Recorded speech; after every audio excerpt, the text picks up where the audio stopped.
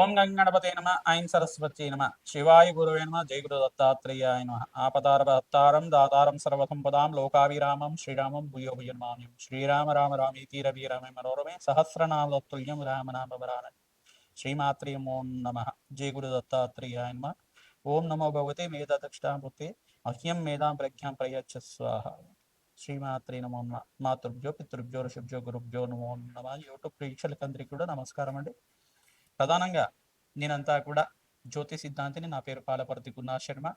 ఈ యొక్క మాస ఫలితాల్లో భాగంగా జూలై నెల మాస ఫలితాల్లో భాగంగా ప్రతినిత్యం కూడా అందరికి కూడా ఈ యొక్క శనీశ్వరుడి యొక్క ఫలితాలంతా కూడా ఈ యొక్క దోషం నుంచి బయటపడడానికి శనీశ్వరుడు ప్రధానంగా కర్మఫలదాతగా ఉంటారు కావున కర్మఫలదాత అనుగ్రహం కోసం ఎటువంటి పరిష్కారాలు ఆచరించాలి, శనీశ్వర దోష నివారణార్థం అంతా కూడా ఏలినాటి శని ప్రభావం కానీ, అర్ధాష్టమ శని ప్రభావం కానీ, అష్టమ శని ప్రభావం కానీ ఏ రాశి వాళ్ళకంతా కూడా ఈ యొక్క దోష నివారణార్థానికంతా కూడా ఎటువంటి దానాలు చేసుకుంటే కనుక శీఘ్రంగా శనీశ్వర దోష నివారణ చేసుకుంటే కనుక అఖండమైన పుణ్య ఫలితాలు కలుగుతాయి, అఖండమైన రాజయోగం సిద్ధిస్తుంది.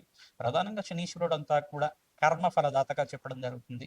అఖండమైన పుణ్యాన్ని ప్రసాదించే గ్రహంగా, పాప కర్మని నివారించే గ్రహంగా చెప్పడం జరుగుతుంది. మనకి ప్రధానంగా మానవులకంతా కూడా ఈ యొక్క దైవ ఆగామి సూచిత సంచిత ప్రారంభ కర్మలు అన్ని కర్మలు అనేది ఉంటాయి అన్నమాట.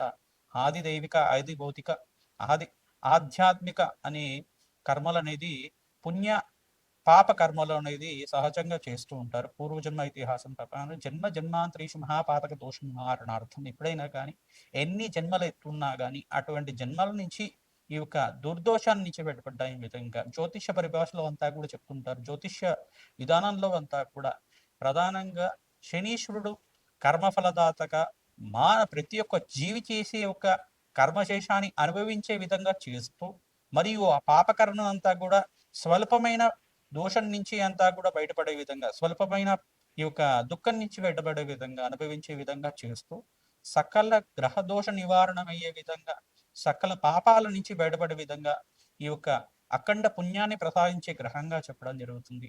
రాజయోగం ఇచ్చే గ్రహంగా చెప్పడం జరుగుతుంది. విపరీత రాజయోగాన్ని ఇచ్చే గ్రహంగా చెప్తుంది. ప్రధానంగా చూసుకుంటే శనీశ్వరుడు అంతా కూడా ఛాయా మార్తాండ సంభూతుడు, సాక్షాత్ సవిత్ర సూర్యనారాయణ స్వామి యొక్క పుత్రుడు కావున, ఛాయా మార్తాండ సంభూతుడు కావున అఖండ పుణ్యప్రదాయమైన గ్రహంగా చెప్పడం జరుగుతుంది. కర్మఫలదాతమైన గ్రహంగా చెప్పడం జరుగుతుంది.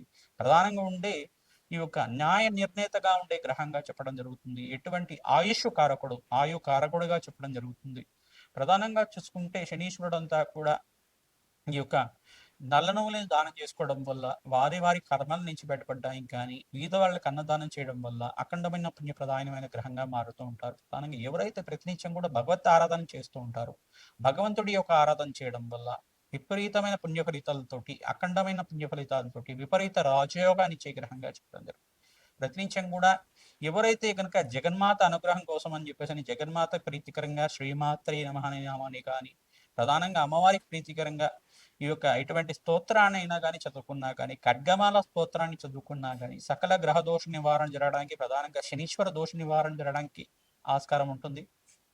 ప్రధానంగా వారాహీదేవి ఆరాధన చేయడం వల్ల కూడా సర్వశత్రు సంహారిణి స్వరూపిణి అంతా కూడా ఇచ్ఛాశక్తి, క్రియాశక్తి, జ్ఞానశక్తి స్వరూపిణి అయిన జగన్మాత అంతా కూడా సర్వశత్రు బాధల నుంచి బయటపడే విధంగా అనుగ్రహించే దేవత.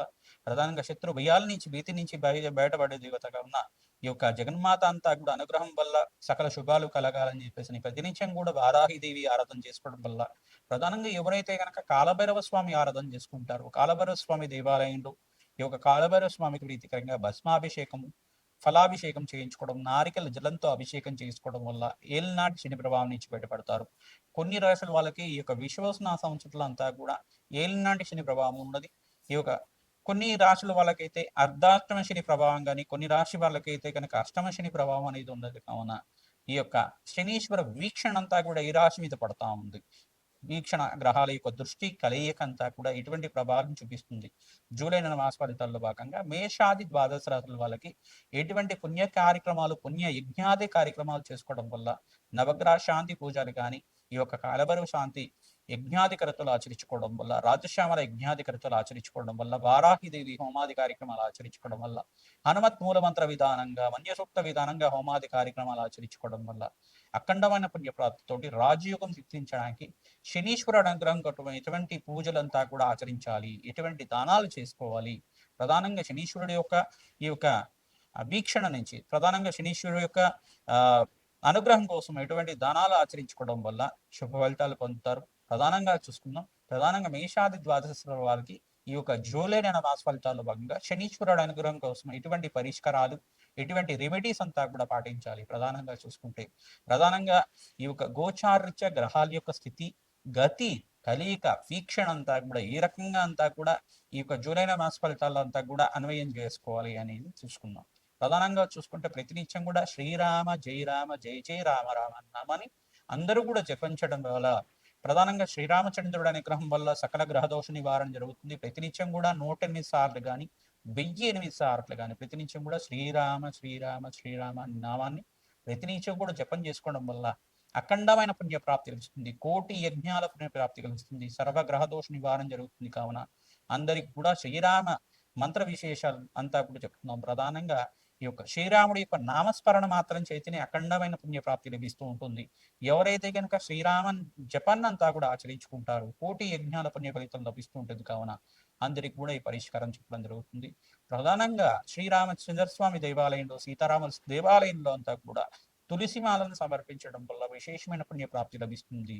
ప్రతినిత్యం కూడా శ్రీరామచంద్ర స్వామికి వడపప్పు పానకాన్ని నివేదన చేయడం వల్ల అఖండమైన పుణ్యప్రాప్తి వస్తుంది, సకల గ్రహదోష నివారణ జరుగుతుంది, జన్మాంతరమైన మహాపాతకాలు నివారణ అవుతాయి. కావున అందరికి కూడా విశేషంగా చెప్పడం జరుగుతుంది. వృక్ష శాస్త్రంలో భాగంగా ప్రధానంగా రావి చెట్టుని ఎంత కూడా ఈ యొక్క దేవతా స్వరూపంగా, బ్రహ్మ విష్ణు మహేశ్వర స్వరూపంగా చెప్పడం జరుగుతుంది. ఎవరైతే కనుక రావి చెట్టు, వేప చెట్టు ఉన్న ప్రాంతంలో అంతా కూడా నవగ్రహాలకి దోష నివారణార్థం అంతా కూడా ప్రతినిత్యం కూడా రావి చెట్టుకి అంతా కూడా ప్రదక్షిణాలు చేసుకోవడం వల్ల ఆ రావి చెట్టు, వేప చెట్టు ఉండే దగ్గర నాగేంద్ర స్వామి కూడా ఉంటే కనుక విశేషంగా సంతాన అభివృద్ధి కలగడానికి, సంతాన ప్రాప్తి కలగడానికి ఆస్కారం ఉంటుంది.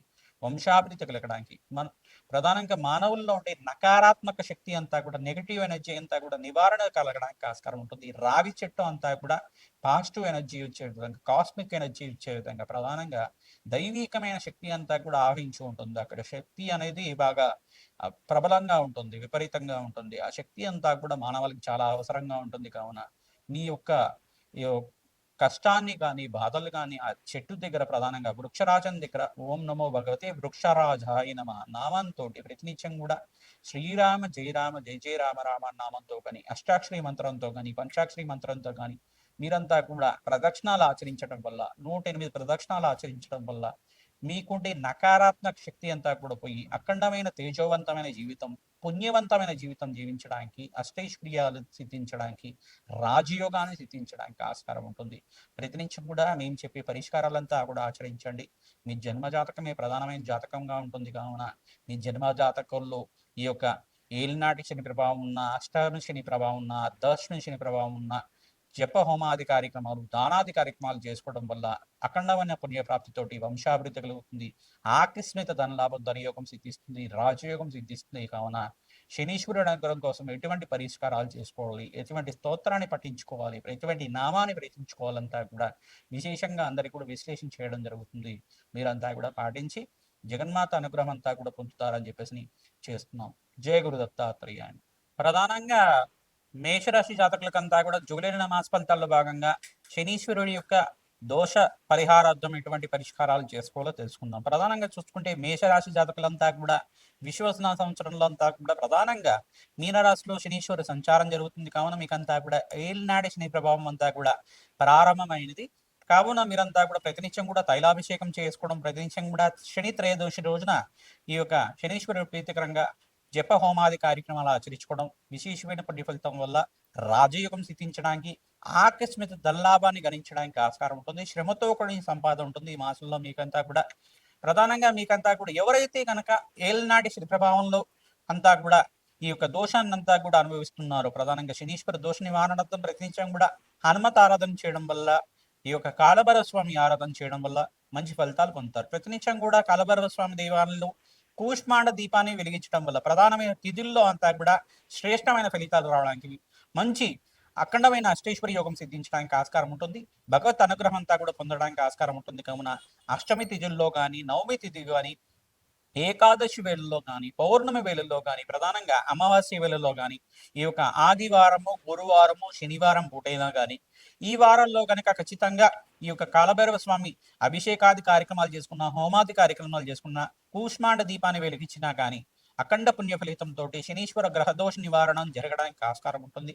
ఈ యొక్క శనీశ్వరుడి అనుగ్రహం వల్ల మీకు అంత శ్రేష్టమైన ఫలితాలు పొందడానికి, అఖండ రాజ్యోగం సిద్ధించడానికి, సకల గ్రహదోష నివారణ జరగడానికి ఆస్కారం ఉంటుంది. కావున ప్రధానంగా ఛాయా మార్తండ సంభూతుడైన ఈ యొక్క శనీశ్వరుడు అంతా కూడా అఖండ పుణ్యప్రదాయంగా చెప్పడం జరుగుతుంది. శనిశ్చరాయ నమః అంటే ప్రధానంగా ఎప్పుడైనా కానీ శనీశ్వరాయ నమః ప్రధానంగా చూసుకుంటే శనీశ్వరుడు అంతా కూడా శనిశ్చరాయ నమో నమః శనిశ్చరాయ నమో నమః అంటే శనీశ్వరుడు ఎటువంటి వాడయ్యా అంటే ప్రధానంగా నెమ్మదిగా నడిచేవాడు, ప్రధానంగా ఎప్పుడైనా చూసినా నిదానంగా నడిచేవాడు అని చెప్పేసి. ఆయన గోచారరీత్యా కూడా సంచారం ఏ రకంగా ఉంటుంది, ప్రతి 2.5 సంవత్సరాలకి ఒక రాశి నుంచి ఇంకో రాశికి మారుతూ ఉంటారు. ప్రధానంగా 2.5 సంవత్సరాల కాలం ఒక రాశి నుంచి ఇంకో రాశికి మారడం జరుగుతుంది.